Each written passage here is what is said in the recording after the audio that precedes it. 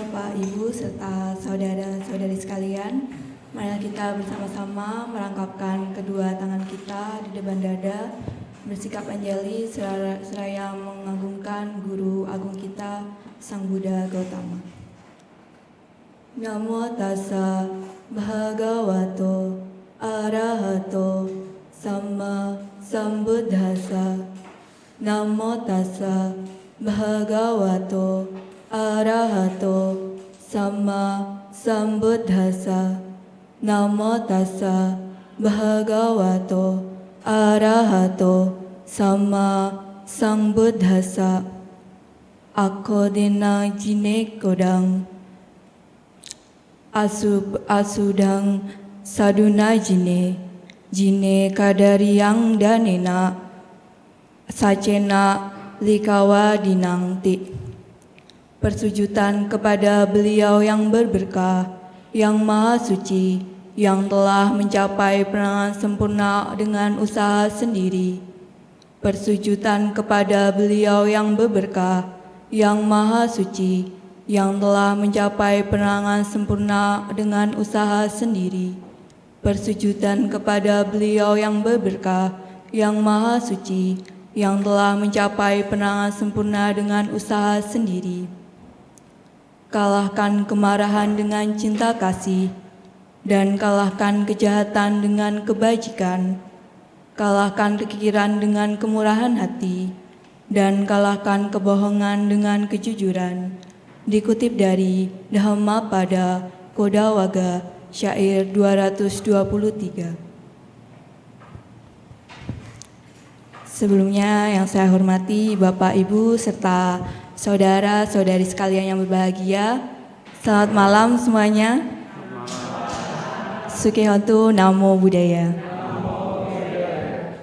Sungguh berbahagia pada malam hari ini kita bertemu untuk pertama kalinya dalam kegiatan sebulan pendalaman Dhamma di Metta Wihara Tegal.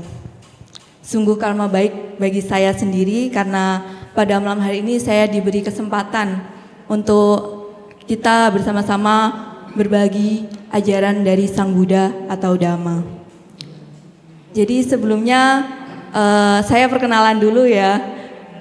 Nanti kalau nggak kenal di tengah jalan juga nggak tahu, nggak bisa nyapa.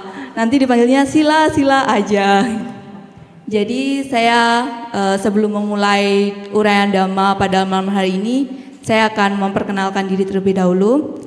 Nama saya Atasilani Atha Ratini, biasa dipanggil Sila Atha.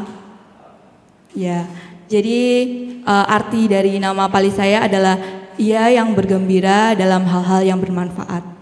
Jadi sesuai dengan arti saya pada malam hari ini, semoga dengan pembabaran Dhamma ini saya bisa memberikan manfaat kepada Bapak, Ibu, serta saudara-saudari sekalian.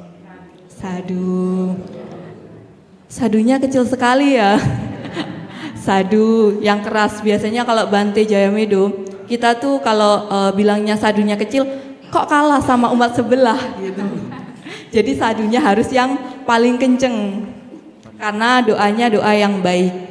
Nah, sebelumnya juga saya asli lahir dan besar di Banyuwangi, dari ujung timur Pulau Jawa. Tapi saya sekarang berdomisili di Batu atau Malang, tepatnya di Wihara Dhammadippa Arama. Ada yang pernah ke sana? Belum. Nanti ke sana ya, Bapak Ibu, kunjungan ke sana. Nanti akan kami terima dengan tangan terbuka. Jadi di sana selain sebagai seorang Atasilani, saya juga sedang menempuh pendidikan berkuliah di Sekolah Tinggi Agama Buddha Kertarajasa. Tepatnya pada saat ini saya sedang menempuh di semester 8. Jadi sedang pusing-pusingnya mengerjakan tugas akhir ya. Jadi seperti itu perkenalan singkat saya. Jadi nanti ketika ketemu saya dimanapun, panggil Sila Atta. Karena saya tidak mungkin kenal satu persatu ya. Kadang kan bisa lupa. Wajar sebagai manusia. Jadi nanti kalau misal ketemu, panggil saja. Nanti bilang saya dari umat Tegal, wah luar biasa. Jadi masih ingat. Nah, kemudian pada malam hari ini kegiatan sebulan pendalaman Dhamma yang keberapa Bapak Ibu?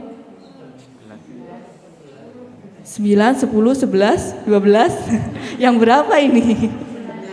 11. Jadi di hari yang ke-11 ini, di hari Kamis 2 Mei 2024, saya akan membahas sebuah topik di mana topiknya adalah membangun pertahanan diri dari kemarahan.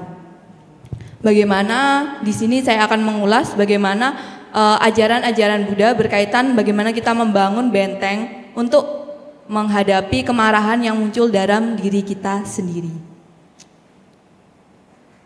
Nah, di slide yang selanjutnya Bapak Ibu bisa lihat bagian manakah wajah yang terbaik, yang happy or angry? Happy. Kalau angry nih alisnya udah menukik tajam ini seperti elang. Jadi kelihatannya kalau happy kita kelihatan seperti orang-orang yang awet muda. Katanya sih orang yang suka marah-marah nanti cepat tua. Jadi sama halnya dengan hal tersebut. Karena apa? Karena ketika kita suka marah-marah, hormon yang dikeluarkan dalam tubuh kita ini bukan hormon yang bahagia. Hormonnya hormon yang bikin stres. Kalau udah wajahnya merengut tiap hari, terus stres, itu pasti raut wajah kita kelihatan kalau cepet tua. Jadi dari sini kita lihat sebenarnya kalau kita suka marah-marah itu dampak juga ke wajah kita, dampak juga ke kesehatan jasmani kita. Kemudian ada beberapa pertanyaan sederhana. Pernahkah Bapak Ibu saudara-saudari sekalian marah? Pernah. Ada yang nggak pernah marah? Tidak. Kemudian, apakah Bapak Ibu saudara-saudari sekalian pernah dimarahi oleh orang lain? Pernah. Kompak sekali ya. Kemudian, apakah ada orang yang tidak pernah marah? Tidak ada. Kemudian, apakah Anda pernah merasakan kebahagiaan ketika marah? Rasanya seperti apa? Kalau marah? Menggebu-gebu, bergetar, wah bergetar ini. Kemudian rasanya seperti kebakaran dalam hatinya ini, rasanya ada yang membakar kayak api. Jadi menderita, bukan kebahagiaan yang dirasakan. Dan pada akhirnya mengapa sih sebenarnya kita suka marah-marah? Nah, itu salah satunya. Jadi di sini ada beberapa alasan kenapa kita marah. Yang pertama, kemarahan ini merupakan suatu bentuk emosi yang kuat, di mana muncul karena frustasi, sakit hati, jengkel, dan kecewa. Sama seperti Bapak yang ucapkan tadi, karena ada orang lain yang membuat kita marah. Itu karena kita sakit hati atas ucapannya. Kita misalnya kita bertemu, tetapi tatapan mereka tidak membuat kita senang. Kita sudah marah, kok tatapannya seperti itu? Kenapa dia seperti itu? Sudah jadi tanda tanya. Kemudian ketika orang lain berbicara dengan nada yang tinggi, kita sudah otomatis, oh dia marah ini. Kenapa dia marah? Kadang kita juga terpancing emosinya. Nah, tetapi kadang ada beberapa daerah itu yang memiliki nada yang tinggi. Seperti di Medan, orangnya pasti nadanya tinggi-tinggi. Kemudian teman-teman saya di wihara, teman-teman mahasiswa saya berasal dari Lombok. Kalau Bapak Ibu saudara-saudari sekalian tahu, orang Lombok orangnya keras-keras. Kalau ngomong, wah suaranya melebihi melebihi speaker. Dari sini sampai sana kedengeran. Biasanya kalau awal-awal kita ketemu tuh suka kaget karena suaranya itu benar-benar nyaring. Tapi sebenarnya terkadang orang-orang seperti itu memang kebiasaan dari daerahnya. Memang logatnya berbicaranya seperti itu. Bukan berarti mereka sedang marah atau sedang tidak senang atas kehadiran kita. Nah, selain itu ada sebenarnya secara umum kita tahu ada 3 tipe kemarahan. Yang pertama adalah agresif terbuka. Di mana seseorang yang agresif terbuka ini kemarahannya dilampiaskan jadi langsung ngomong saja. Itu salah satu bentuk yang agresif terbuka. Langsung mengatakan hal yang kasar, hal-hal yang tidak menyenangkan hati. Itu termasuk orang dengan tipe agresif terbuka. Ada yang seperti itu Bapak Ibu? Tidak. Oh tidak. Kemudian yang kedua ini, yang kedua adalah pasif agresif, di mana orang-orang ini orang yang suka marah dengan pelampiasan. Jadi ketika dia marah, dia tidak langsung mengatakan bahwa hal-hal yang tidak mengenangkan seperti agresif terbuka, tetapi dia melampiaskan pada benda-benda seperti membanting piring, barang dan sebagainya. Itu termasuk sebagai pasif agresif. Nah, yang ketiga adalah tipe yang asertif. Dikatakan bahwa tipe yang asertif ini adalah orang-orang yang bisa mengontrol kemarahannya. Jadi ketika dia sadar dia marah, dia kontrol, dia tahan. Kira-kira Bapak Ibu saudara-saudari sekalian tipe yang keberapa ini? Berusaha yang ketiga. Oh, masih berusaha yang ketiga ya. Tapi masih ada satu yang kedua? Tidak ada pastinya, jangan sampai. Kemudian secara umum kan itu termasuk bagian dari emosi. Tetapi bagaimana pandangan dalam agama Buddha? Nah, sebenarnya kita sudah sering dengar bahwa kemarahan itu merupakan salah satu bentuk dari kekotoran batin atau kilesa. Sering dengarlah, kilesa ini berakar dari 3 akar kejahatan. Apa saja Bapak Ibu? Loba, dosa, dan moha. Kira-kira kalau kita marah kita masuk kemana ini? Dosa. Jadi orang yang marah itu termasuk dalam bentuk kebencian atau dosa. Nah, sebenarnya Sang Buddha sendiri mengajarkan kita untuk kita harus memusnahkan 3 akar kejahatan ini. Kita harus memusnahkan kekotoran batin ini. Salah satunya adalah kita tidak harus marah ketika kita mendengar orang-orang membicarakan kita atau mendengar hal-hal yang tidak disenangi oleh diri kita. Nah, saya sedikit mengulas tentang ajaran Sang Buddha dalam Abhidhamma Pitaka. Sebenarnya biasanya kadang Abhidhamma Pitaka ini dianggap sebagai ajaran yang tinggi ya. Tapi di sini saya akan belajar tentang dasarnya saja. Jadi hanya perlu diketahui sebagai pengetahuan kita saja. Karena sebenarnya Abhidhamma Pitaka memang mengajarkan ilmu-ilmu tentang batin yang lebih tinggi. Ya, katanya dulu nggak boleh dipelajari. Oh, boleh kita pelajari. Karena untuk pemahaman kita. Kan ini termasuk jalan dari Sang Buddha. Jadi kita belajar dasarnya saja. Kalau memang tidak bisa lebih jauh, kita belajar dasarnya saja. Jadi dalam Abhidhamma, pembelajaran yang pertama adalah kesadaran atau dikenal sebagai cita. Nah, ketika kita marah ini, kita memiliki kesadaran yang berakar pada kebencian atau dosa. Sudah kita tahu tadi bahwa orang marah adalah orang yang memiliki salah satu 3 akar kejahatan, yaitu dosa. Nah, dalam Abhidhamma ini banyak sekali kesadaran, tetapi saya hanya memperkenalkan 2 ini saja dulu untuk kita pahami saja, tidak perlu diingat tapi kita pahami saja. Jadi yang pertama adalah Domanassa Sahagatang, Patiga Sampayutang Asang Karikang Ekang, di mana ada satu kesadaran yang disertai dengan perasaan tidak senang atau duka cita, kemudian berasosiasi dengan antipati atau kebencian dan tanpa dorongan. Nah, yang ini kita lakukan ketika kita marah secara tiba-tiba. Pernah nggak Bapak Ibu ngerasa kita refleks tiba-tiba marah? Pernah. Nah, saat itu kita sedang berada pada kesadaran yang pertama. Kita berada pada kesadaran yang berasosiasi dengan perasaan tidak senang, dengan antipati dan juga tanpa dorongan. Kemudian kesadaran yang kedua adalah Domanassa Sahagatang, Patiga Sampayutang, Sasang Karikang Ekang. Berbeda dengan kesadaran yang pertama, kesadaran yang kedua ini adalah suatu bentuk kesadaran yang disertai dengan perasaan tidak senang atau duka cita dan berasosiasi dengan antipati atau kebencian dan disertai dengan dorongan. Ini contohnya ketika kita marah, kita mendengarkan omongan dari orang lain. Pernah nggak? Sering sekali ya. Iya, sering sekali kita mendengarkan ada pembicaraan orang lain. Oh, dia tuh kayak gini, kita langsung marah. Nah, itu salah satu bentuk kesadaran yang kedua. Nah, jadi kesadaran dalam ketika kita memunculkan perasaan yang marah hanya dibedakan menjadi dua, yang tanpa dorongan atau dengan dorongan.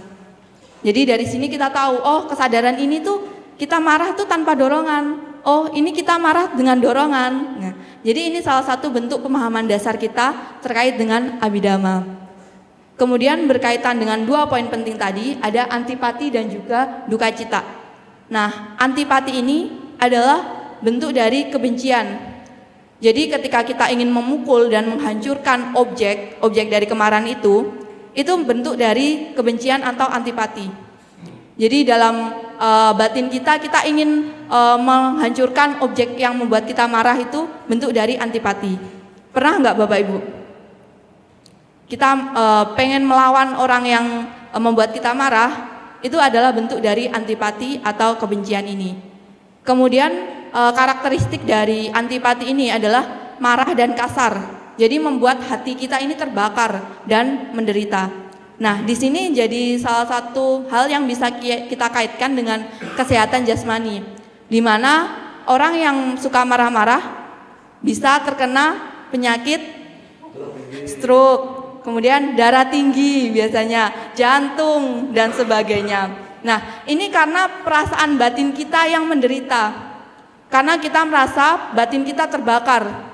Jadi bisa menyebabkan penyakit jasmani. Jadi sebenarnya pikiran dan juga batin ini sangat mempengaruhi diri kita. Kemudian yang kedua adalah poin penting tentang duka cita. Duka cita ini bentuknya atau manifestasinya adalah perasaan batin yang sakit. Rasanya kayak seperti digenggam dengan erat-erat. Kita merasakan sakit dalam batin. Nah, ini kita rasakan ketika menyalahkan orang lain atas ketidakbahagiaan atau atas penderitaan kita. Jadi ketika orang marah kadang-kadang juga menyalahkan orang lain.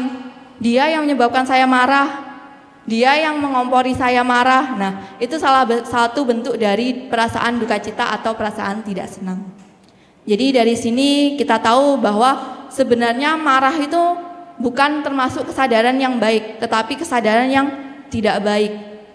Jadi di sini kita perlu menghindari untuk tidak marah. Nah, bagaimana caranya? Nah, sebenarnya sebelumnya kita tahu bahwa ada 9 landasan dari kemarahan. Yang pertama adalah dia telah menyakiti saya. Nah, ketika kita marah, ketika seseorang lain menyakiti saya atau menyakiti kita akan cenderung marah. Kita merasakan sakit dari orang lain. Nah, itu termasuk satu landasan dari kemarahan. Yang kedua, dia sedang menyakiti saya. Yang ketiga adalah dia akan menyakiti saya. Yang keempat adalah dia telah menyakiti sahabat saya atau orang-orang terdekat saya. Otomatis Bapak Ibu ketika dekat dengan seseorang, kalau orangnya diganggu, kita marah nggak? Marahlah. Di puncak ini silat, masa teman saya diganggu, saya nggak terima. Nah, itu salah satu bentuk kemarahan yang dilandasi dengan salah satunya ini.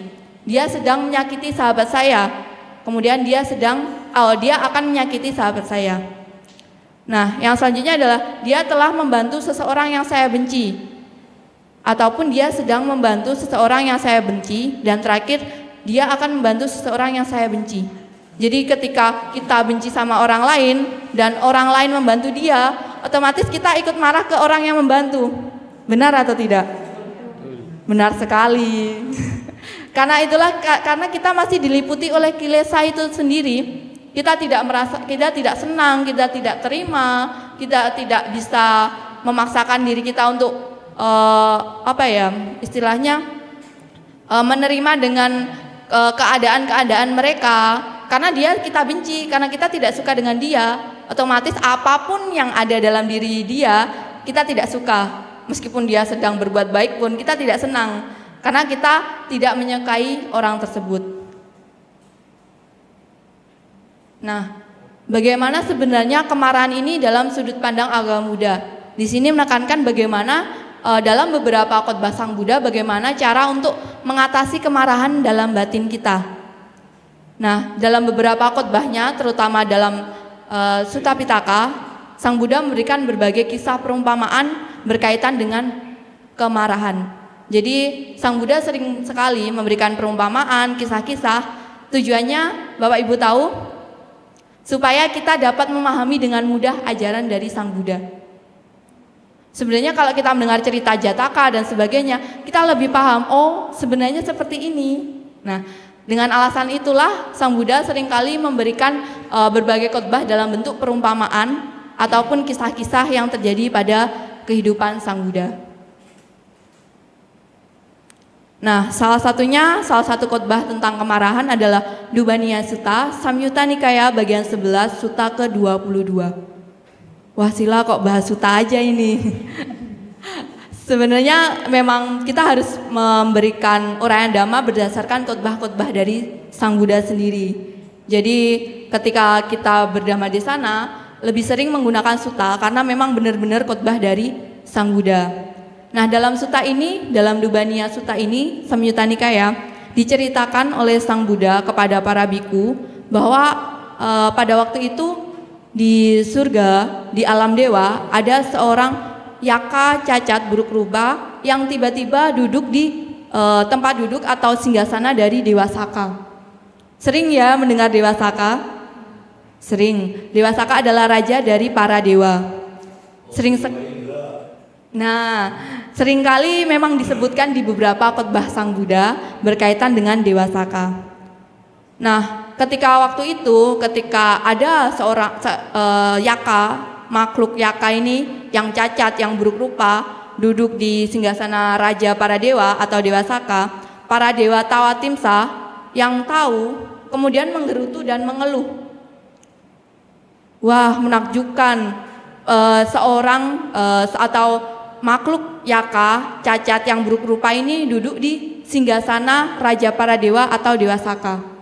Semakin para dewa Tawatimsa mengatakan hal tersebut, yaka ini semakin berubah menjadi tampan, lebih menarik dan menjadi agung di singgasana raja para dewa atau Dewa Saka ini.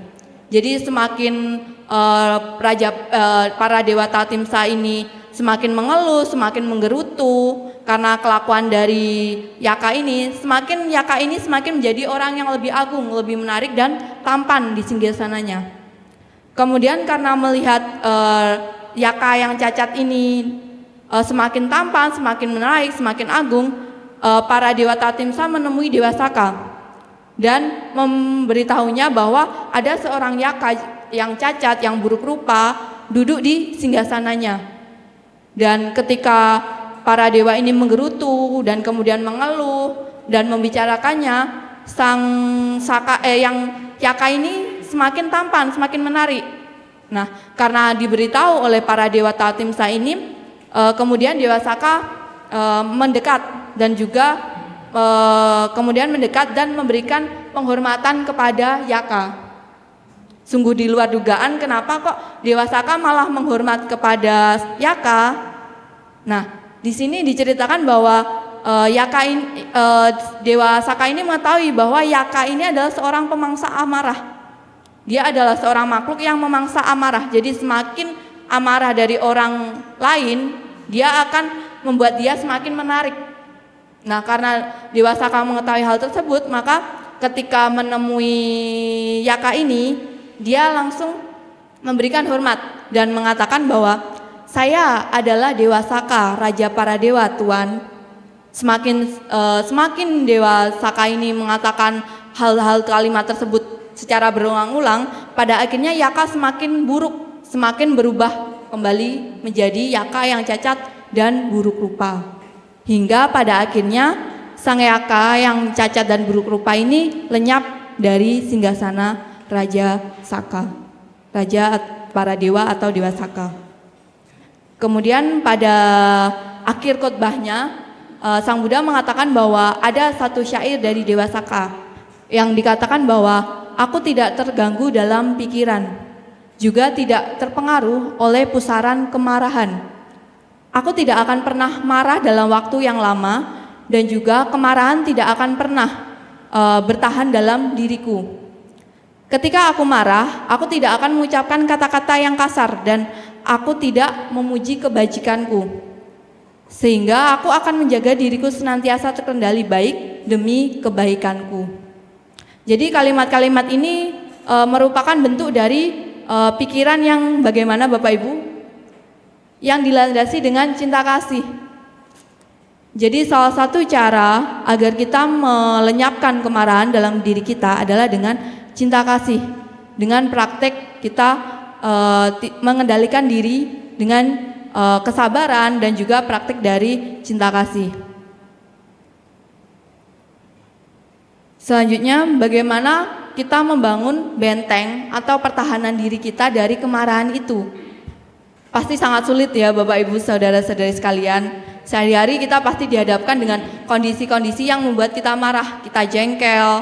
Nah, bagaimana sebenarnya Sang Buddha mengajarkan kita untuk membangun pertahanan diri dalam kemarahan. Kemudian dalam khotbah yang lainnya, khususnya dalam Kakacupama Sutta, Majjhima Nikaya Sutta ke-21, Sang Buddha memberikan khotbah atau ajarannya kepada para biku di hutan Jeta, Sawati, tentang bagaimana perlunya kita untuk mempertahankan diri dari kemarahan melalui kesabaran. Jadi ketika kita menerima kemarahan dari orang lain atau kata-kata yang tidak menyenangkan dari orang lain, kita perlu untuk praktek kesabaran atau kanti, biasa dikenal dalam bahasa Pali. Kemudian sutta ini dilatar belakangi dengan kisah dari Yang Mulia Mauliapaguna. Ada yang pernah dengar? Baru pertama ya. Jadi ketika kita baca tentang Majjhima Nikaya, ada salah satu kisah di dalam Kakacupama Sutta adalah kisah Yang Mulia Mauliapaguna. Jadi ketika pada saat itu diceritakan bahwa Yang Mulia Mauliapaguna ini dekat atau bergaul akrab dengan para bikuni. Jadi pada waktu itu kan masih ada sangga bikuni ya Bapak Ibu saudara-saudari sekalian. Jadi pada waktu itu diceritakan bahwa Yang Mulia Mauliapaguna ini dekat dengan para bikuni. Nah, apa yang dilakukan oleh Yang Mulia Mauliapaguna? Nah, pada waktu itu Yang Mulia Mauliapaguna ini ketika para biku lain mencela atau membicarakan tentang para bikuni, Yang Mulia Mauliapaguna ini merasa tidak senang, merasa marah. Karena dia merasa dia ini dekat dengan para bikuni. Kenapa kok para biku membicarakan para bikuni? Nah, kemudian terjadi juga sebaliknya. Ketika para biku membicarakan atau mencela dan mengkritik dan sebagainya tentang Yang Mulia Mauliapaguna, para bikuni juga merasa tidak senang, juga merasa marah, juga merasa bahwa loh kok para biku ini membicarakan Yang Mulia Mauliapaguna dan sebagainya. Jadi ketika itu para biku mengetahui bahwa Yang Mulia Mauliapaguna ini terlalu memiliki kemelekatan terhadap para biku, terlalu bergaul sangat akrab dengan para bikuni. Jadi ketika ada orang yang mencela, dia marah dan sebagainya. Nah, kemudian karena kejadian itu Yang Mulia Mauliapaguna ini menemui Sang Buddha, menceritakan bahwa menceritakan kepada Sang Buddha bahwa Yang Mulia Mauliapaguna ini bergaul akrab dengan para biku dan ia akan merasa tidak senang, akan marah ketika para biku mencela para bikuni.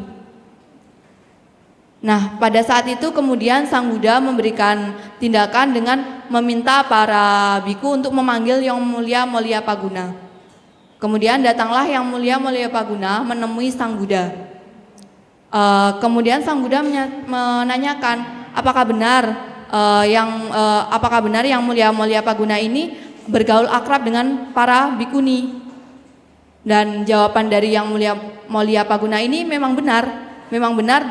Beliau ini akrab dengan para bikuni hingga ketika para biku membicarakan para bikuni, dia marah dan merasa tidak senang. Kemudian karena hal tersebut Sang Buddha mengatakan bahwa karena dia adalah seorang dari keluarga yang telah meninggalkan kehidupan duniawian atau kehidupan rumah tangga menuju kehidupan tanpa rumah, ia seharusnya mempraktekkan cinta kasih harus mempraktikkan pikiran tanpa membenci. Dia tidak melekat terhadap orang lain, karena dia adalah orang yang telah meninggalkan keduniawian, telah mempraktekkan kehidupan tanpa rumah. Jadi setelah mengatakan hal tersebut, Sang Buddha kemudian menceritakan suatu kisah berkaitan dengan sebab dari kemarahan. Wah, Sila cerita terus nggak ada habis-habisnya ini. Sudah ngantuk Bapak Ibu? Belum. Jadi dalam KKC Pamasutta ini sutanya lumayan panjang ya, karena bagian dari Majjhima Nikaya. Jadi sutanya bagian menengah. Jadi lumayan panjang kalau dibaca. Berbeda dengan suta-suta dalam Anguttara Nikaya ataupun Samyutta Nikaya. Nah, dalam KKC Pamasutta ini, dalam Majjhima Nikaya, Sutta ke-21, ada suatu kisah yang diceritakan oleh Sang Buddha berkaitan dengan seorang nyonya atau seorang majikan bernama Vedehika. Ketika seorang nyonya atau seorang majikan pasti memiliki apa Bapak Ibu? Pembantu, benar sekali. Jadi ketika dia disebut sebagai majikan, dia pasti akan memiliki pembantu. Nah, Nyonya Vedehika ini dikenal oleh tetangganya, oleh orang-orang sekitarnya sebagai orang yang baik, sebagai orang yang lemah lembut, sebagai orang yang perkataannya halus. Nah, pembantunya ini disebut bernama Kali. Jadi Kali ini dikatakan sebagai orang yang gesit, yang istilahnya kalau dalam bekerja itu cekatan dan tidak pernah melakukan kesalahan. Jadi karena pembantunya ini gesit, kemudian cekatan, Nyonya Vedehika ini dikenal sebagai orang yang tidak pernah marah kepada pembantunya. Nah, kemudian pada suatu waktu dikisahkan bahwa Kali ini ingin menguji nyonyanya sendiri, ingin menguji majikannya sendiri.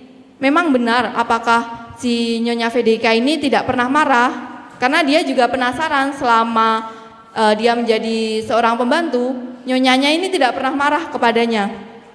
Ia penasaran apakah memang benar kemarahan tidak ada dalam diri dari Nyonya Vedehika. Nah, salah satu contohnya yang dilakukan oleh Kali ini adalah dia bangun terlambat di hari pertama. Jadi keesokan paginya di hari pertama itu dia bangun siang. Kalau jadi pembantu kan biasanya bangun pagi ya Bapak Ibu. Bangunnya lebih pagi dari majikannya. Tetapi pada waktu itu karena Kali ingin menguji, ingin mengetahui apakah memang benar Nyonya Vedehika ini tidak pernah marah, dia akhirnya bangun terlambat di hari pertama. Ketika mengetahui bahwa Nyonya Vedehika, ketika mengetahui bahwa si Kali ini bangun terlambat, otomatis apa yang terjadi Bapak Ibu? Nah, benar sekali, salah satunya ditegur. Jadi Nyonya Vedehika ini tiba-tiba datang bertanya, kenapa kamu bangun terlambat? Kenapa kamu bangun siang? Nah, jawaban dari Kali adalah tidak apa-apa Nyonya.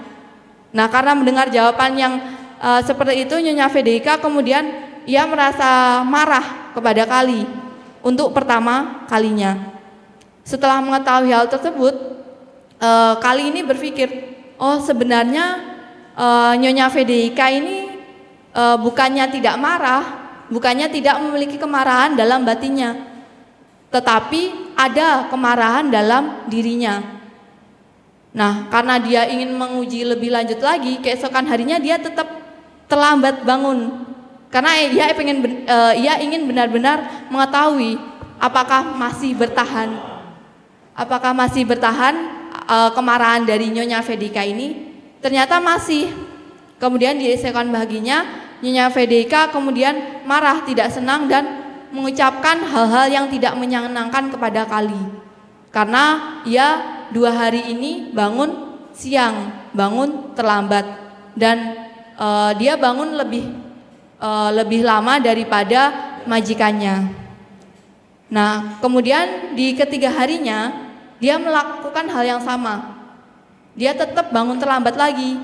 Dia tetap bangun lebih siang. Kemudian pada akhirnya Nyonya Fedehika yang dikenal lembut, tidak pernah kasar, ucapannya baik, dia akhirnya marah kepada Kali, mengatakan hal-hal yang kasar, ia mengatakan hal yang tidak baik, kemudian bahkan ia mengambil penggilingan dan memukul kepala Kali hingga berdarah. Jadi dari situ kemudian Kali menceritakan kepada tetangga-tetangga dan orang-orang sekitarnya bahwa nyonyanya ini marah kepadanya dengan membawa bukti bahwa ada darah yang menetes dari kepalanya karena dipukul oleh majikannya. Dari kisah tersebut kemudian pada waktu itu si Nyonya Fedehika yang awalnya dikenal sebagai orang yang lembut, lemah lembut, baik hati, tidak pernah marah, kemudian dia sabar, pada akhirnya dia dikenal sebagai orang yang kejam, orang yang kasar dan suka marah-marah. Hanya karena disebabkan oleh pembantunya yang bangun kesiangan. Jadi dari situ kita tahu bahwa sebenarnya seseorang yang tidak marah belum tentu ia memang tidak memiliki kemarahan, kecuali dia telah menghilangkan kekotoran batin atau kilesa dalam dirinya. Jadi orang yang marah kadangkala disebabkan oleh adanya ucapan-ucapan yang tidak menyenangkan timbul dari orang lain atau tindakan-tindakan yang tidak menyenangkan dari orang lain. Nah, dari sini Sang Buddha mengatakan bahwa sebenarnya ucapan-ucapan itu ada ucapan yang benar dan juga salah. Di sini benar dan salah ini dikatakan bahwa ucapan yang tidak sesuai dengan fakta ataupun ucapan yang sesuai dengan fakta. Kemudian ada ucapan yang mengarah pada perasaan cinta kasih. Ada juga ucapan yang mengarah pada kebencian. Kemudian ada ucapan-ucapan yang bermanfaat dan juga ucapan-ucapan yang tidak bermanfaat. Dari cerita tersebut, kemudian Sang Buddha mengatakan bahwa seseorang akan dikenal baik oleh orang-orang lain, oleh orang-orang sekitarnya apabila selama ucapan-ucapan yang tidak menyenangkan tidak menyentuhnya. Jadi sama seperti kisah dari Nyonya Fedehika tadi, ketika orang-orang yang tidak menyenangkan, maksudnya ucapan-ucapan yang tidak menyenangkan ini tidak menyentuh Nyonya Fedehika, ia dikenal sebagai orang yang baik, orang yang lembut, yang tidak marah. Tetapi ketika ada tindakan atau ucapan-ucapan yang tidak menyenangkan dari orang lain, tiba-tiba berubah 180 derajat. Dia menjadi orang yang suka marah, kejam, bahkan hingga memukul pembantunya sendiri. Nah, hal ini kemudian dalam khotbah selanjutnya Sang Buddha mengatakan bahwa ada suatu perumpamaan di mana terdapat hutan yang besar yang berisi tentang perpohonan salah di dekat sebuah desa atau kota yang terganggu oleh rerumputan jarak. Jadi ketika orang-orang yang baik, orang-orang yang perilakunya memikirkan orang lain, dia akan menebang dan menyingkirkan anak-anak pohon yang bengkok dan akan membersihkan bagian dalam dari hutan. Sehingga ia kemudian akan memelihara anak-anak pohon yang lurus sehingga kondisi hutan tersebut kembali baik dan indah. Jadi ini hanya sama halnya dengan ketika kita menanam tanaman padi. Ada yang pernah nanam tanaman padi, Bapak Ibu? Oh, nggak pernah ya. Oh iya, di sini kan Kota Bahari ya. Jadi misalnya apa ya yang biasanya? Oh, taman. Ada yang memelihara taman di rumahnya? Ada pastinya. Jadi ketika kita memiliki taman, kemudian kita membersihkan taman tersebut, kita mencabut rumput-rumput yang ada, kita menghilangkan pohon-pohon yang merusak taman tersebut, itu termasuk sebagai praktik dari kita meninggalkan hal-hal yang tidak bermanfaat dan menekuni kondisi-kondisi yang bermanfaat sesuai dengan ajaran dari Sang Buddha. Jadi nantinya ketika kita punya tanaman di rumah, kita harus mencabut rumputnya, kita harus menghilangkan dahan-dahan yang mengganggu, karena itu akan mengganggu keindahan dan juga kondisi dari taman tersebut atau tanaman tersebut. Jadi dari sini yang harus kita pahami, yang harus kita yakini, yang harus kita praktekkan bahwa kita harus meninggalkan hal-hal yang tidak bermanfaat, hal-hal yang membawa kita pada penderitaan, hal-hal yang membuat kita merasa tidak senang, hal-hal yang membuat kita merasa kita tidak puas. Tetapi kita harus menekuni kondisi-kondisi yang bermanfaat. Kondisi-kondisi ini adalah kondisi yang membawa pada kebahagiaan. Nah, pada khotbah terakhirnya ditutup dengan adanya suatu perumpamaan yang disebut sebagai perumpamaan gergaji, seperti yang di layar. Jadi Sang Buddha mengatakan bahwa ketika para penjahat atau orang lain memotong, kejam bagian demi bagian tubuh seseorang menggunakan gergaji bergagang ganda, ia yang memendam pikiran benci berarti tidak melaksanakan ajarannya. Ada yang paham Bapak Ibu? Jadi di sini ketika orang lain memotong tubuh kita dan kita masih benci sama orang tersebut, kita masih memikirkan perasaan yang marah kepada orang-orang tersebut karena melukai kita, dikatakan bahwa kita tidak melaksanakan ajaran dari Sang Buddha. Karena apa? Karena kita tidak mempraktekkan dari cinta kasih. Jadi ditekankan bahwa di sini ketika ada seorang penjahat pun yang memotong tubuh kita harus tetap menebarkan cinta kasih kepada mereka. Kita tidak membenci mereka. Karena kita menyadari memang sepertinya itu sebuah karma kita akibat dari perbuatan kita di masa lampau. Jadi dari situ Sang Buddha menekankan ketika ada ucapan-ucapan yang tidak menyenangkan menyentuh kita, ketika ada omongan orang lain, ketika ada hal-hal yang membuat kita merasa tidak senang, kita harus meninggalkannya. Kita harus bukan yang bodoh amat, tetapi kita harus menebarkan pikiran cinta kasih. Kita harus menyadari, oh kalau memang dia marah kepada saya, ya sudah, yang penting saya tidak marah kepada dia, kepada orang tersebut. Itu adalah salah satu praktek dari cinta kasih. Jadi praktek cinta kasih tidak hanya mengatakan bahwa semoga semua makhluk berbahagia. Tidak hanya itu Bapak Ibu. Ketika kita melihat orang marah kepada kita kemudian menyadari, oh orang tersebut marah, tapi kita tidak marah pada orang itu merupakan salah satu bentuk dari cinta kasih atau metta.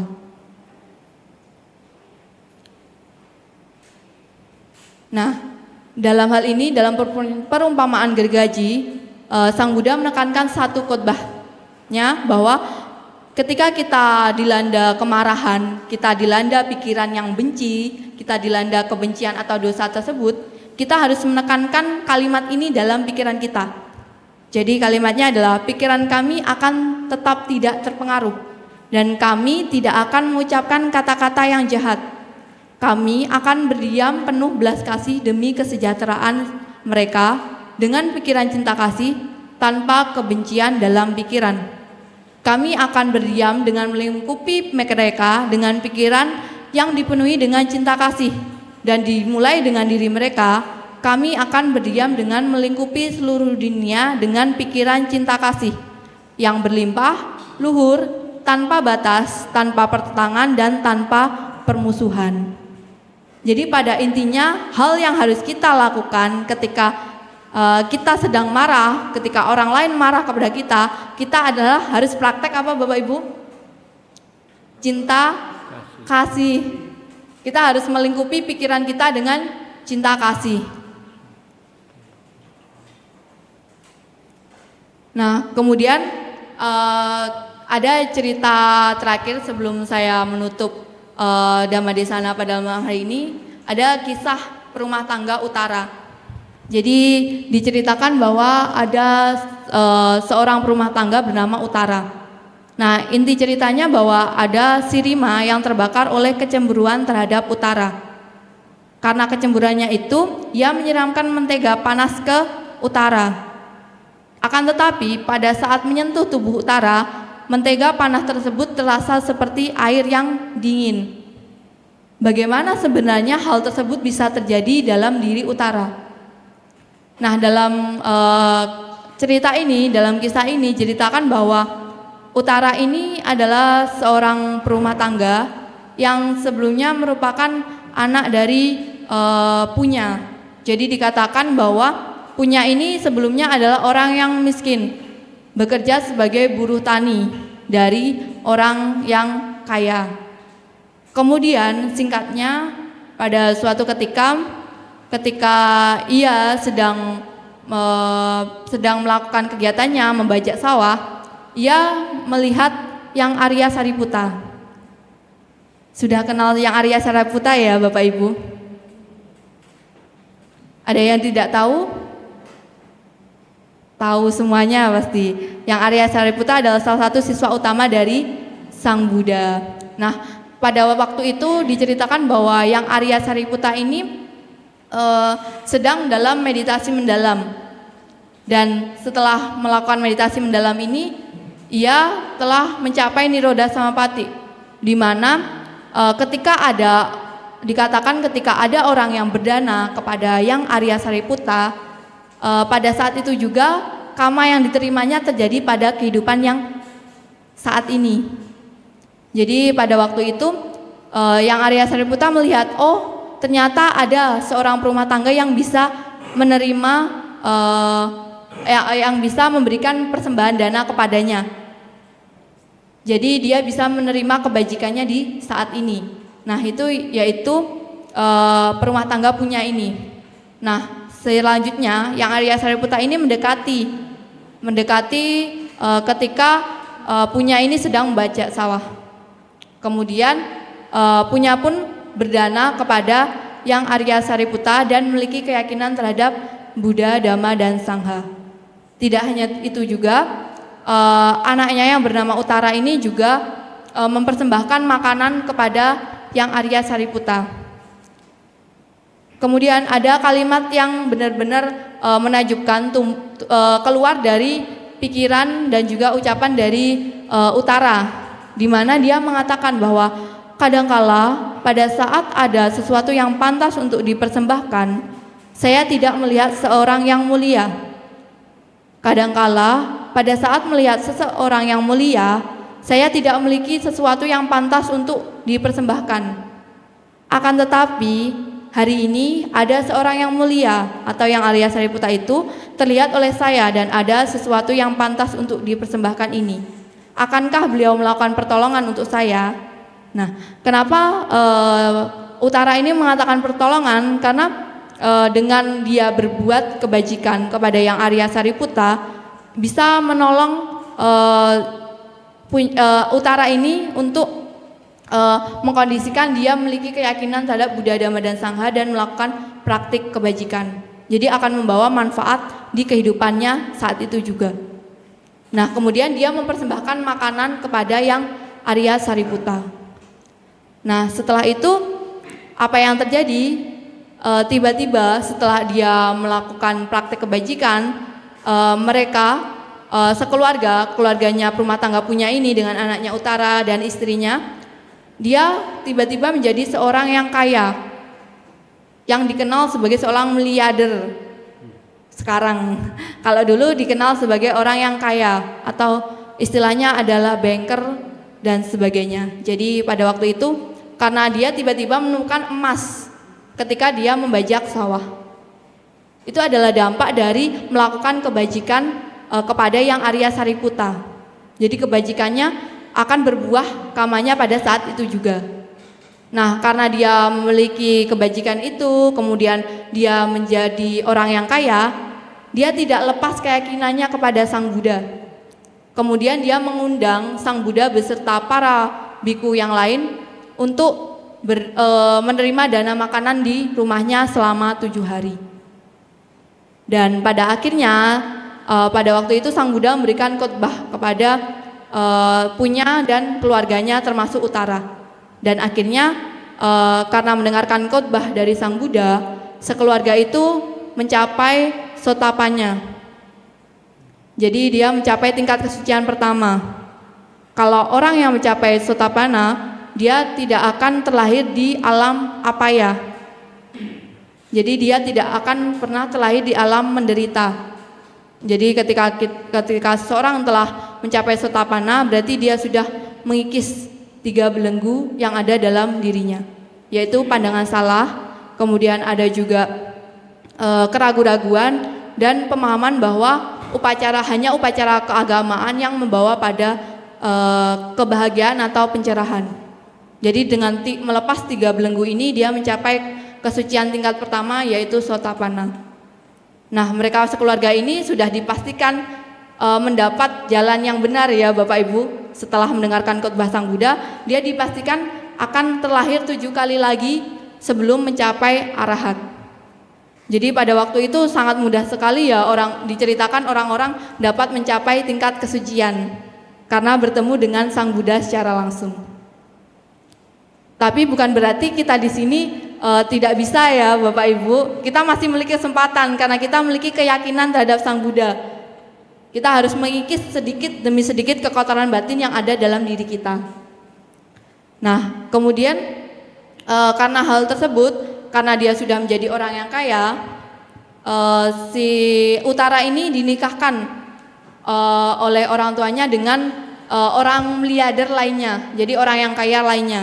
Jadi bandingannya yang setara dengan mereka. Kemudian tetapi yang terjadi bahwa keluarga dari mertuanya ini tidak memiliki keyakinan terhadap Buddha, Dhamma, dan Sangha. Nah, seorang Sotapana yang memiliki keyakinan kuat terhadap Buddha, Dhamma, dan Sangha, si Utara ini merasa tidak nyaman, tidak suka, tidak senang ketika berada di rumah keluarganya. Jadi selama hampir 1 bulanan dia mengirim surat kepada orang tuanya bahwa mengapa saya dikirimkan ke dalam kandang atau penjara ini? Karena saya di sana tidak bisa praktek kebajikan, tidak bisa bertemu dengan Sang Buddha, tidak bisa berdana makanan kepada Sangha. Jadi pada waktu itu diceritakan bahwa kemudian orang tuanya, ayahnya terutama Puna ini kemudian memberikan uang kepada Utara, dan pada akhirnya Utara ini menyewa seorang wanita yang digunakan untuk mendampingi suaminya. Jadi Utara ini menyewa seseorang yang bernama Sirima. Nah, diceritakan perempuan ini disewa selama 15 hari.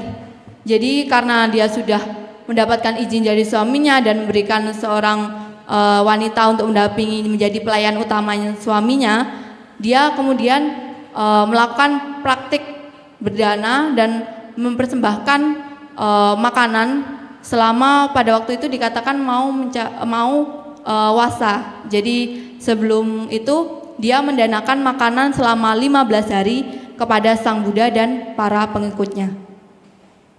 Nah, di hari terakhirnya dia mempersembahkan dana, sang suaminya ini melihat kondisi dari Utara, melihat kok dia kesana kemari di dapur ngapain.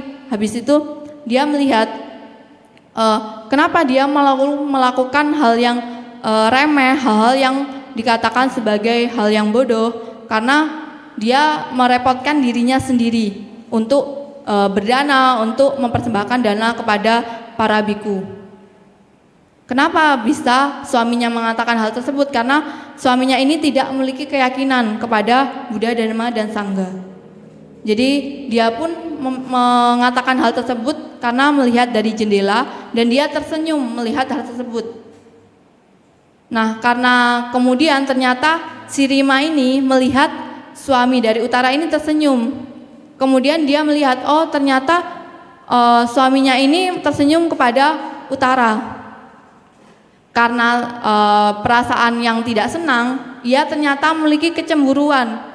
Ia tidak sadar bahwa sebenarnya ia adalah perempuan yang disewa untuk menjadi pelayan utama dari suaminya Utara. Karena dilanda kecemburuan, dilanda kemarahan, perasaan benci, ingin menyakiti, ingin menghancurkan Utara, ia kemudian mengambil sesendok mentega panas. Jadi dia menghampiri Utara dan mengambil sesendok mentega panas. Ketika dia mendekati Utara, Utara pun tahu kalau sebenarnya si Rima ini akan mengguyurkan sesendok mentega panas kepadanya. Tetapi karena Utara ini sudah mencapai tingkat kesucian Sotapana, ia telah memiliki keyakinan kepada Sang Buddha. Ia mengatakan dalam batin sebelum Sirima menuangkan mentega ini, dia mengatakan dalam batin, bantuan ini telah diberikan kepada saya oleh sahabat saya.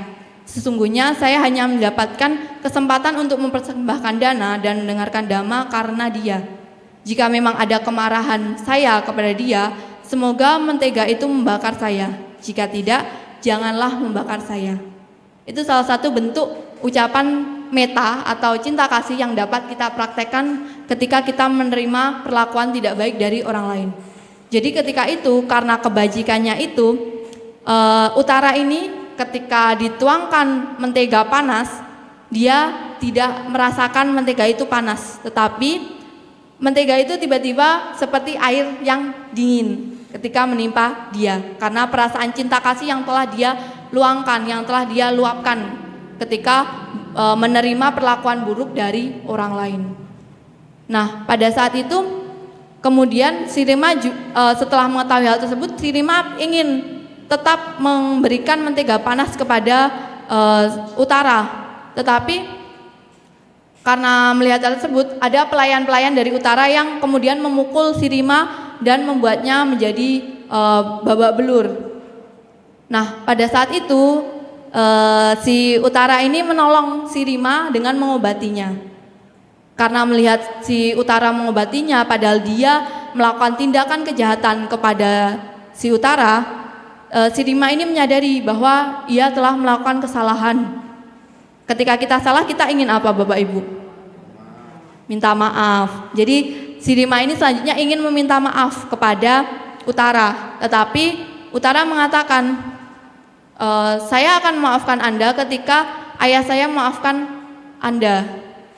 Jadi pada waktu itu si Sirima ini mengatakan, baiklah, saya akan meminta maaf kepada Puna. Tetapi sebenarnya yang dimaksud oleh Utara bukan ayah kandungnya, tetapi ayah yang mengajarkan dhamma kepadanya, yaitu Sang Buddha. Jadi ketika Sang Buddha memberikan maaf kepada Sirima, maka Utara akan memaafkan Sirima.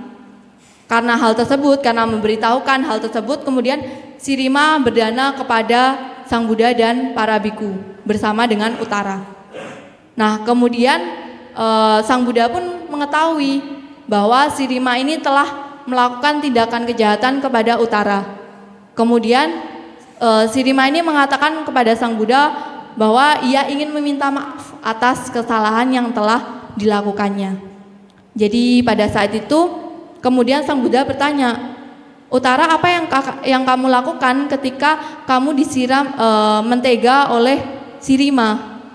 Nah, Utara pun mengungkapkan bahwa dia mengatakan dalam batinnya kalimat-kalimat yang telah saya ucapkan tadi, seperti yang di sini. Jadi kemudian Sang Buddha mengungkapkan bahwa, oh bagus wahai Utara, hal demikian adalah tepat untuk mengatasi kemarahan. Jadi sesungguhnya yang namanya kemarahan itu harus diatasi dengan tanpa kemarahan. Orang yang menghina dan mencaci harus diatasi dengan tanpa penghinaan dan tanpa cacian. Dan juga orang yang kikir, yang keras kepala harus diatasi dengan dananya sendiri atau bentuk dari kemurahan hati. Jadi praktik Bapak Ibu sehari-hari itu merupakan bentuk dari melepaskan kekikiran dalam batin. Ketika Ibu berdana kepada para bante, samanera ataupun atasilani, ketika pindapata, itu termasuk dari pelepasan kekikiran dalam batin. Dan orang yang berkata bohong harus diatasi dengan perkataan yang jujur. Jadi sebenarnya ketika kita menerima perlakuan tidak baik dari orang lain, kita harus menerimanya, kita harus melakukan hal yang baik, tetap melakukan hal yang bajik. Karena apa? Karena kita memahami bahwa sebenarnya karma itu tetap berlangsung, karma itu tetap berputar, tetap menerima kita, tetap memberikan kita dampak di kehidupan saat ini ataupun di kehidupan yang mendatang. Nah, dari hal tersebut, kemudian Sang Buddha mengatakan bahwa ada syair dalam Dhammapada Kodawaga, syair 2223, bahwa seseorang ini harusnya melakukan kemarahan dengan tanpa kemarahan atau praktik dari cinta kasih. Kemudian seseorang seharusnya melakukan orang yang tidak baik dengan hal yang baik. Dan juga seorang seharusnya melakukan orang yang pelit dengan kemurahan hati. Dan seseorang seharusnya melakukan pendusta dengan kebenaran. Jadi Sang Buddha menekankan bahwa kita semua harus mempraktekkan hal-hal yang baik meskipun kita tidak menerima hal yang baik dari orang lain. Karena orang-orang yang tidak baik kepada kita ini akan menerima hal yang tidak baik juga di kemudian hari atau di kehidupan yang selanjutnya. Nah, Bapak Ibu, lebih baik kita menerima karma di masa saat ini atau masa mendatang? Kira-kira apa? Masa saat ini atau mendatang? Sekarang? Ada yang sekarang? Atau mendatang kira-kira? Pilih yang mana? Pilihannya ada dua sih Bapak Ibu. Sekarang atau mendatang? Selama kita hidup. Kok kayaknya membingungkan ya Sila? Ini sekarang apa mendatang ini? Kalau sekarang kan karmanya udah lunas. Oh, karmanya sudah lunas. Sudah ya. Orang yang sudah kita benci, kita kasih cinta kasih, udah nggak akan ketemu lagi. Oh, gitu. Bagus, bagus. Bapak sudah menyuarakan pendapatnya. Ada yang lain? Kita menerima karma sekarang atau mendatang sih? Biar nggak ngantuk ini Sila pengen tahu pendapatnya sih dari Bapak Ibu. Sekarang atau mendatang? Mendatang. Ada yang mendatang. Kenapa Bapak mendatang? Karena kita sudah menjalani karma masa lalu dan saat sekarang untuk memupuk kebaikan untuk masa yang akan datang. Wah, bagus. Bagus sekali. Sama-sama pendapatnya bagus. Kita memiliki pendapat yang baik. Ada lagi ibu-ibunya mana ini? Karma sekarang apa mendatang?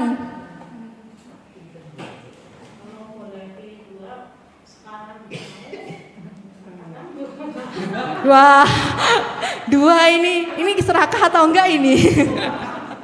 Kau maunya dua, disuruh pilih satu. Gimana Ibu? Sekarang atau mendatang? Mendatang. Siapa lagi ya? Saya pengen tahu jawabannya. Dari teman-teman yang muda ini, sekarang atau mendatang?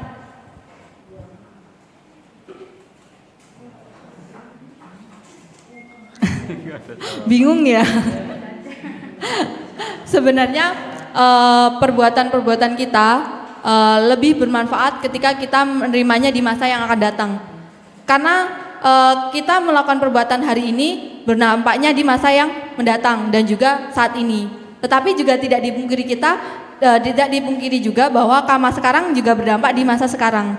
Karena itu, untuk mencegah kelahiran kembali di alam rendah, kelahiran yang membuat kita menjadi menderita dan terjebak di kemudian kehidupan, kita harus memberikan modal di saat ini. Kita harus terus berbuat kebajikan di masa sekarang. Jadi, ya butuh kebaikan. Sang Buddha saja mengumpulkan kebajikan paraminya nggak sebentar, nggak hanya 1 hari 2 hari, Bapak Ibu. Cuma maaf atas sila ini. Ya. Pada umumnya orang ingin tahu masa yang lalu dan masa yang akan datang bagaimana. Tidak tahu semuanya. Sebenarnya kita memang tidak bisa tahu karena kita belum mencapai tingkat kesucian yang bisa melihat kita dulu tuh lahir di mana, kita dulu tuh lahir sebagai apa, kita nggak tahu kan. Kita jadi orang kaya apa jadi orang miskin? Kita dulu pernah jadi binatang apa ya? Kita tidak tahu karena kita tidak memiliki kekuatan untuk melihat kelahiran masa lampau. Untuk mengetahui masa lalu bagaimana? Caranya kita harus memiliki kekuatan itu. Caranya gimana? Praktik meditasi. Meditasi, tapi katanya kalau meditasi indra keenam itu tidak gampang, itu hanya menurut karma masing-masing atau talenta bakat. Ya memang kondisi karma juga mendukung. Orang bisa. Nah, tapi sebenarnya kalau kita mau, kita ada usaha, kita bisa mencobanya. Setidaknya kalau kita tidak bisa saat ini, pasti di masa yang akan datang kita bisa. Karena itu kita mulai usaha dari saat ini. Iya, meskipun hari ini kita tidak boleh berpikir kalau oh saya udah berbuat baik kok saya nggak bisa melihat masa lalu saya ya. Ya, terima kasih. Sama-sama Pak. Terima kasih atas pengertiannya. Ya, jadi kalau hari ini kok kita nggak bisa lihat kehidupan saya sebelumnya ya, kita nggak bisa tahu. Ya kita harus usaha dulu dari sekarang biar di kehidupan mendatang. Katakan harus lewat latihan meditasi, tapi tetap tidak bisa. Sebab untuk mencapai jana itu sulit. Ya memang sulit Pak, makanya butuh usaha. Kita tidak bisa serta-merta hanya 1-2 hari praktik meditasi dan mencapai jana. Kita butuh kumpulan kebajikan yang lain untuk bisa mencapai tingkat kesucian. Jana itu yang 1 menit bisa. Jana angker itu Pak. Iya ya, tidur. 1 menit tidur, itu bukan jana. Nah itu waktu meditasi, jananya berapa lama?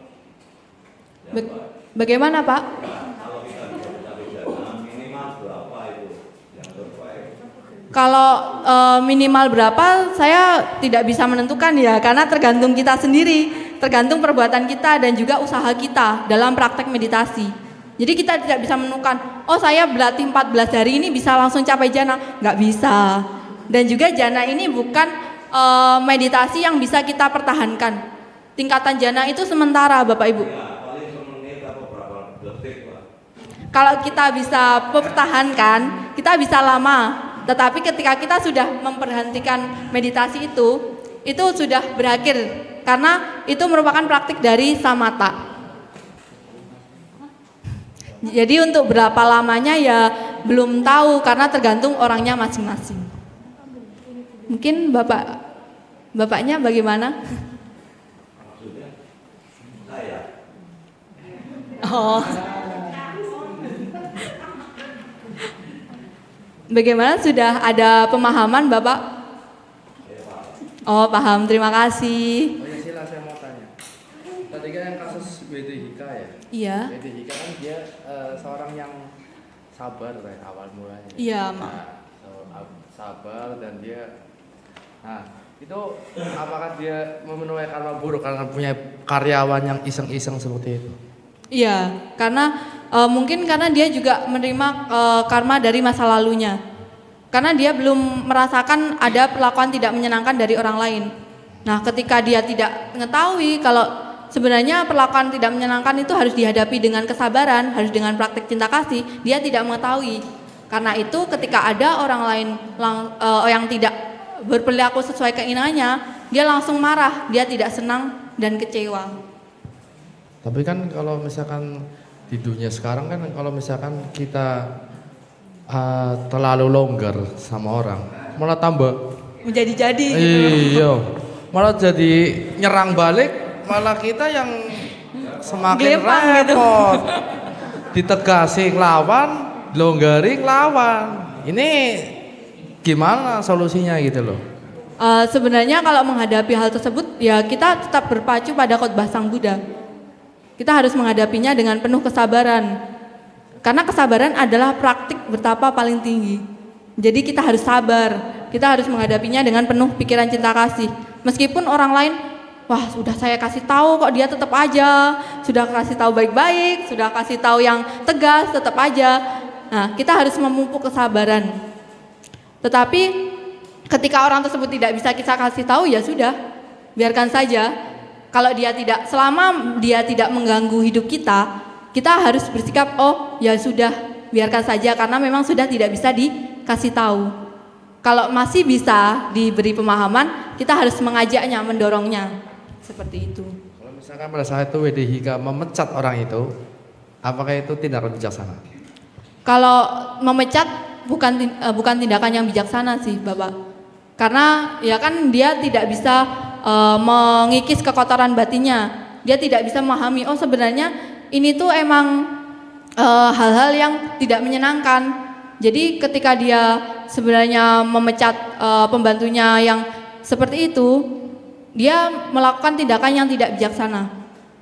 Sebenarnya orang-orang yang bijaksana itu dikenal karena perbuatan baiknya. Perbuatan baik melalui jasmani, pikiran, dan ucapan. Itu adalah orang yang bijaksana.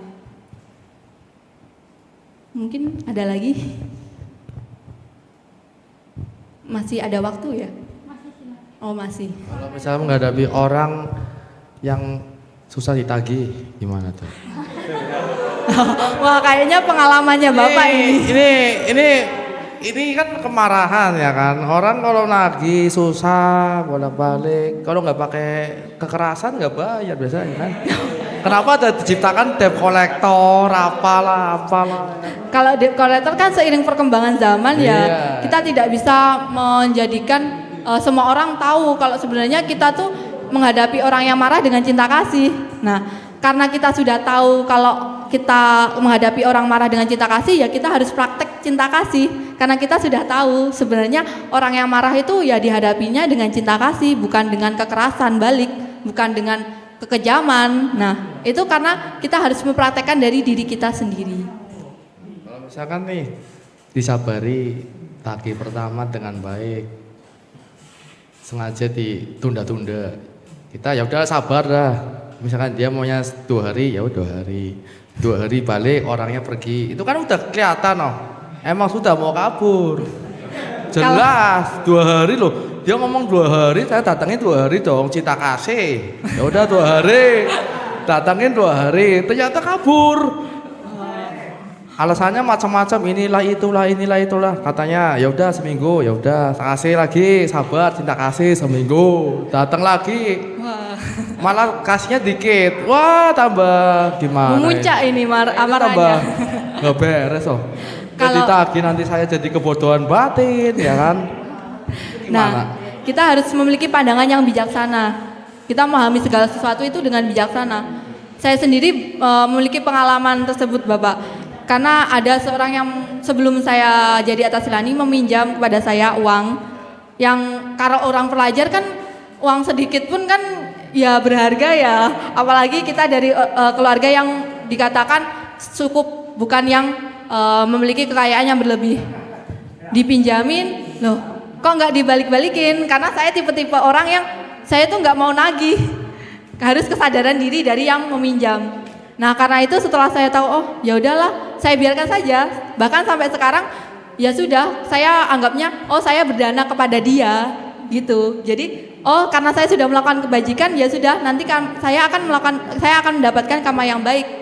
Karena saya mengartikan peminjaman itu sebagai bentuk berdana. Kadang kan kalau udah berdana kan dampaknya juga kita jadi kaya, panjang usia, ayuwano sukang balang gitu. Jadi itu jadi pemahaman yang benar dari saya. Kita lepasan kemelekatan kita gitu. Iya, diikhlaskan saja Bapak. Besok kalau kerja dapat uang lagi, materi itu bisa dikejar. Kalau kekayaan batin kan susah ya. Nanti kayak gitu kebiasaan loh. Biasanya kalau misalkan saya udah punya prinsip begitu, nanti ketemu pelanggannya yang gitu lagi. Ya benar sekali. Jadi pengalaman. Jadi kalau orangnya kayak gitu ya berarti kita nggak boleh meminjamkan uang ke mereka lagi karena mereka bikin kita memumpuk kekotoran batin lebih banyak lagi. Karena kita meminjamkan uang ke orang itu, kita jadi memiliki kotoran batin yang berkali-kali lipat. Kita sering marah, gini-gini. Nah, karena itu dampaknya kan buruk ya. Kita sendiri menderita. Jadi ya itu nggak boleh diulangin lagi. Jadi pembelajaran, jadi pengalaman. Gitu. Sama-sama Bapak. Ya, Bapak Ibu ada yang mau bertanya lagi? Satu pertanyaan lagi. Siapa lagi? Bapak Ibu. Sirima itu sebuah model buruk atau Kalau Sirima yang dicerita tadi. Sirima tadi kan dikenal sebagai seorang wanita yang disewakan ya. Kalau dikatakan baik ya tidak baik. Ya jelas tidak baik.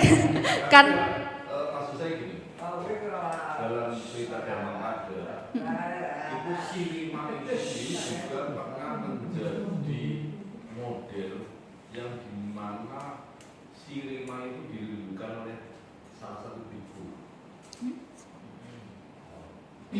Setahu saya begitu. Mungkin jadi pembelajaran buat saya belum pernah mendengar. Mohon maaf Bapak, saya belum pernah mendengar kisahnya. Masih sama-sama belajar. Kalau Kenapa dirindukan seorang biku? Karena begitu cantiknya seorang Siriman itu. Oh iya. Nah itu bagaimana hubungannya dengan kamu? Satu sisi dia menjadi satu role model yang jelek karena dia mengira konteks Ke utara tadi. Tapi Ya benar. di satu sisi dalam sebuah cerita dan memakai disebutkan bahwa Siriman itu orang yang cantik, orang yang dirindukan oleh salah satu biku malah gitu. Dirindukan karena perbuatan baiknya atau karena kecantikannya? Wah, itu malah jadi karena iya. Nah, kita tahu bahwa kita terlahir cantik karena karma baik.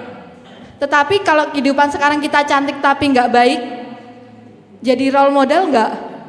Nggak lah, karena kita kan di kehidupan sekarang kan dilihat dari perbuatannya. Jadi di sini juga diceritakan si Rima ini menjadi wanita yang disewakan karena dia dikenal cantik juga. Tetapi dia menjadi wanita yang sewaan. Kemudian dia tidak memiliki keyakinan terhadap Buddha, Dhamma, dan Sangha. Otomatis kalau orang yang tidak memiliki keyakinan pada waktu itu ya, seseorang yang tidak memiliki keyakinan pada Buddha, Dhamma, dan Sangha kan tidak belajar Dhamma. Otomatis dia melakukan hal-hal yang tidak sesuai dengan ajaran Sang Buddha. Salah satunya tindakan yang sampai menyiram karena kecemburuan itu kan bukan ajarannya Sang Buddha. Jadi dari situ ya kita tahu bahwa sebenarnya meskipun orang yang cantik tuh tidak bisa jadi role model kita, karena ya kita harus melihat dari perbuatannya, bukan dari kecantikannya. Bagaimana? Masih dari tanya-tanya Pak. Kalau untuk yang si Rima jadi dirindukan biku nanti saya cari dulu ya Pak. Saya belum pernah mendengar soalnya. Saya juga penasaran. Mungkin Bapak Ibu yang lain ada yang tahu ceritanya? Saya perlu nanya. Oh nanya. Ini, kalau misalkan, misalkan ini, kita melakukan hal kecil, kesalahan kecil, tapi orang lain itu menegur kita di depan umum dengan tidak sopan, dalam arti kata dengan kata kasar atau di depan umum lah. Apa yang harus kita lakukan dan gimana perasaan kita? Kalau perasaannya pasti kalau kita masih diliputi kekotoran batin kita merasa tidak senang ya, tidak terima pastinya. Tapi karena kita sudah tahu kalau orang yang marah ya nggak harus dibalas dengan kemarahan. Kembali lagi kita tahu kalau kita dengar khotbah dari Sang Buddha, kemarahan tuh nggak bisa berakhir kalau dibalas dengan kemarahan juga. Kalau orang marah kita marahin balik ya malah jadi marah. Jadi kalau kita menerima perlakuan buruk ya mungkin kita bisa membalas dalam batin ya, semoga dengan kebajikannya yang saya kumpulkan saya bisa menghadapi orang-orang ini, saya bisa melepas kebencian saya kepada orang tersebut. Tetapi sebenarnya kalau waktu kita menegur orang lain tidak sepantasnya di depan umum, tidak sepantasnya dengan kata-kata yang kasar, karena saya sendiri dulu juga dikasih tahu, kalau dikasih tahu dengan kalimat yang kasar saya tidak terima ya Bapak Ibu, saya tidak suka. Bapak Ibu bagaimana? Kalau dikasih tahu kasar kan tidak suka ya, malah jadi Itu tergantung begini, pengendalian diri kita. Iya. Terus kita saat membalas, menyerang lagi, nah setelah selesai menyadari atau tidak. Ya. Yang salah, gitu. Tinggal pengendalian kita aja. Baik, benar sekali. Jadi kita perlu pengendalian diri. Dari Bapak tadi benar sekali, pengendalian diri perlu, karena dengan pengendalian diri kita bisa tahu, oh kita di sini harus ngapain setelah dikasih tahu. Amarah spontan banyak. Ya benar. Jadi tidak terkendali. Tapi begitu selesai kita harus sadar bahwa kita tidak benar. Paling tidak itu harusnya. Jadi untuk memperbaiki langkah-langkah selanjutnya. Ya, sebagaimana Ibu sudah dijawab. Terima kasih Bapak atas jawabannya. Kita berbagi dhamma itu adalah berkah utama. Hanya bisa ngomong belum tentu bisa jalan juga. Kan yang pertama kita harus pariyati dulu Bapak Ibu. Tahu kan pariyati kita harus belajar dhamma dulu. Baru selanjutnya ke tahap yang pati-pati. Kita harus praktek dhamma itu. Jadi setelah paham ya nggak berhenti di situ aja, harus ada prakteknya. Jadi setelah itu baru patiweda, kita menerima hasil dari praktek dhamma itu. Bagaimana Ibu? Itu rasa sakit hati itu pasti ada. Ya pasti, karena kan masih belum mengikis kekotoran batin. Pasti masih ada. Kalau kecuali sudah mencapai tingkat kesucian yang sudah membebaskan diri dari kekotoran batin, ya kita di apapun juga nggak bakalan marah. Ya, apalagi secara kasta, beda kasta. Itu kan kasarnya kalau yang menegur itu beda kasta dengan kita kan rasanya seperti apa gitu. Sebenarnya kalau dalam agama Buddha tidak memandang kasta ya Bapak Ibu. Loh, iya, memang Sang Buddha sendiri kan di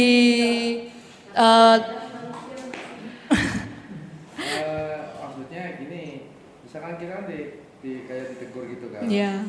Maksudnya kalau kita kayak merasa, wah ini saya nggak pernah ngelakuin nih. Iya. Tiba-tiba kayak gitu kan. Kalau misalnya kita nggak klarifikasi kan, nanti jangan orang wah ini berbahaya gitu loh. Kalau baik kena gitu loh. Kalau misalnya nggak klarifikasi, nah itu apa klarifikasi itu menebar kamabu apa bijaksana? Kalau klarifikasi dengan kalimat yang halus, tidak menyakiti, itu adalah hal yang bijaksana. Karena kita mengucapkan kebenaran. Sang Buddha sendiri kan menjelaskan salah satu ucapan yang benar adalah ucapan yang benar sesuai dengan fakta. Kemudian diucapkan dengan lembut, bukan yang kasar. Kemudian bermanfaat. Kemudian dilandasi dengan cinta kasih. Nah, itu salah satu ucapan yang benar. Jadi ketika kita klarifikasi, kita dengan nada yang baik-baik, kita tidak dengan kasar, dengan kalimat kata-kata yang tidak menyenangkan orang lain, meskipun orang-orang lain mengucapkan kata-kata yang tidak menyenangkan kepada kita, itu termasuk hal-hal yang bijaksana. Jadi orang-orang bijaksana akan mengucapkan ucapan yang baik. Itu salah satunya. Jadi harus benar-benar tabah ya ketika menghadapi. Ya memang kita tidak bisa memaksa orang lain untuk bersikap baik kepada kita. Kita tidak bisa menyuruh kamu harus baik kepada saya, ya nggak bisa karena tergantung orangnya sendiri. Bagaimana? Iya. Tapi dalam kenyataan, kalau orang seumpama mendalami agama ataupun ilmunya lebih tinggi, kadang-kala sama yang lebih rendah itu tidak menyadari kalau dia negur, oh kamu salah begini-begini, tapi dengan kemarahan bahwa dia kedudukannya lebih tinggi. Karena apa? Banyak yang begitu.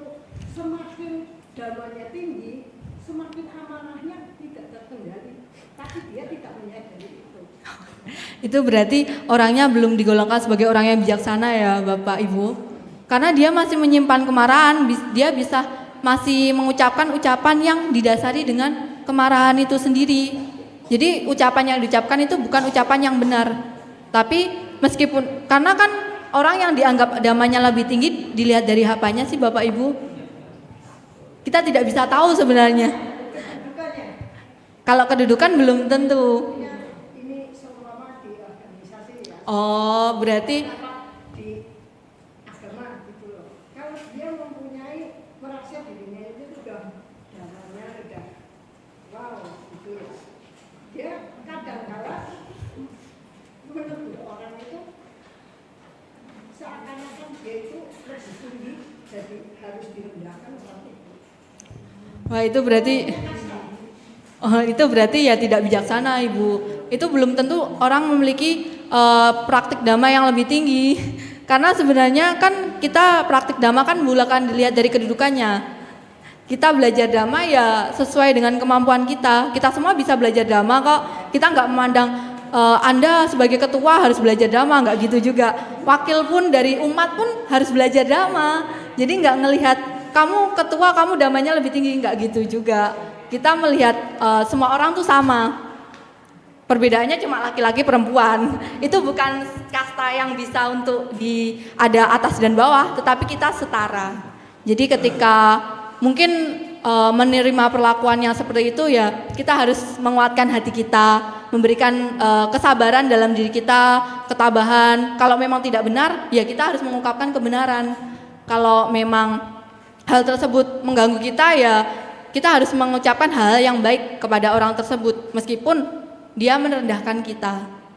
Karena beberapa sebelum saya menjadi Atasilani juga sebagai seorang remaja, ya saya merasakan gimana orang-orang lain kayak, loh kok dia kayak gini kepada saya, kok kayak saya direndahkan karena pengetahuan saya lebih rendah, seperti itu. Sering kali seperti itu. Tapi ya udah, karena itu jadi pacuan saya untuk belajar. Karena saya melihat kalau dia lebih bisa menguasai dhamma khususnya, ya saya bisa belajar dhamma juga gitu.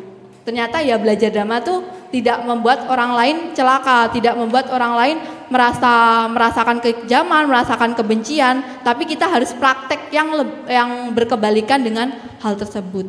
Seperti itu. Kayak ini ibarat seorang guru ya. Iya. Kalau muridnya belum bisa baca, kan diajarin ya. Iya. Jangan ditekuk, dimarahin. Oh kamu bodoh, nggak bisa ini. Kan itu guru yang nggak bijaksana kan. Benar sekali, Mas. Tepuk tangan untuk ibunya, berarti sudah memahami. Jadi nanti ketika sudah mengetahui bagaimana cara jadi orang bijaksana, ya kita harus praktek jadi orang bijaksana. Kita harus tahu, oh ini baik, ini nggak baik. Sebenarnya secara sederhananya orang bijaksana tuh tahu mana hal-hal yang baik, mana hal-hal yang bermanfaat, dan mana hal-hal yang nggak bermanfaat bagi diri kita. Sebenarnya itu, kita tahu, oh orang itu bijaksana karena apa? Karena dia tahu dana itu berbuat kebajikan. Dia tahu kalau sebenarnya membantu orang lain itu kebajikan. Nah, itu termasuk orang yang bijaksana. Seperti itu. Jadi kita tahu bagaimana orang bijaksana itu dari perbuatannya, bukan dari kedudukannya. Seperti itu. Terima kasih atas pertanyaannya. Sepertinya saya terlalu terburu-buru ya.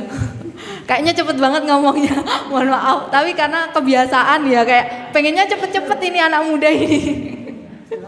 Memang sulit.